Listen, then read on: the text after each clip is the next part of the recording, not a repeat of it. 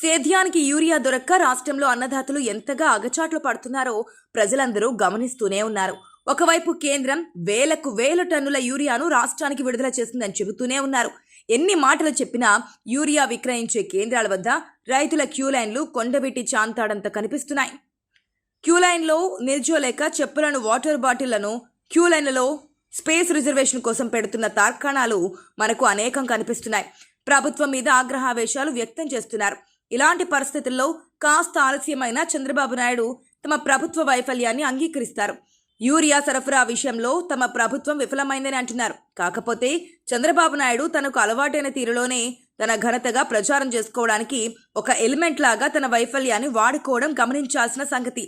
తమ సర్కారు అధికారంలోకి వచ్చిన తర్వాత అన్ని ప్రభుత్వ శాఖలను ప్రక్షాళన చేశాం కానీ ఎరువుల శాఖలను మాత్రం ప్రక్షాళన చేయలేకపోయామని చంద్రబాబు నాయుడు అంటున్నారు.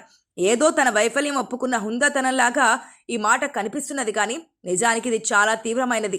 ఎందుకంటే ఒక ప్రభుత్వం గద్దె ఎక్కిన తర్వాత అన్నదాతల కంటే ప్రధానంగా పట్టించుకోవాల్సిన రంగాలు ఏముంటాయి? అన్నదాతల బాగోగులకు సంబంధించిన విభాగాల జోలికి వెళ్లకుండా అన్ని శాఖలను ప్రక్షాళన చేసేశాను అని చెప్పుకుంటున్న చంద్రబాబు నాయుడుని దార్శనికత నేత అనాలంటే ఎలా బుద్ధి పుడుతుంది? వ్యవసాయం చేసే సీజన్లు స్పష్టం. ఆయా సీజన్లలో రైతులకు ఏమేమి అవసరం అవుతాయో అనేది కూడా ముందుగానే అంచనా ఉంటుంది. అలాంటిది ఇంత తీవ్రమైన యూరియా కొరతతో రైతులు అలమటించే పరిస్థితి వచ్చిందంటే కేవలం ప్రభుత్వం చేతగానితనం కిందికి వస్తుంది కదా అనే అభిప్రాయం పలువురిలో వ్యక్తమవుతోంది. ఇప్పటి వైఫల్యం నుంచి ప్రజల దృష్టి మళ్లించడానికి రబీలో కావలిస్తే మీ ఇళ్ల వద్దకే యూరియా బస్తాలను సరఫరా చేయిస్తా అని ముఖ్య ప్రీతి మాటలు పలుకుతున్నారు చంద్రబాబు నాయుడు. ఇప్పుడు తినడానికి తిండి లేదంటే వారం తర్వాత పరమాన్నం పెడతా ఆగు అని చెబుతున్నట్లుగా ఉంది ఆయన పరిస్థితి.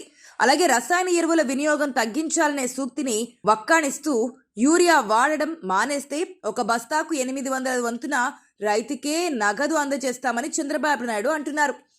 రైతులు వారికి అలవాటైన పద్ధతిలో సేద్యం చేస్తారు తప్ప చంద్రబాబు నాయుడు వేసే బిస్కెట్ల కోసం సేద్యం చెయ్యరు కదా అనేది ప్రజల మాట.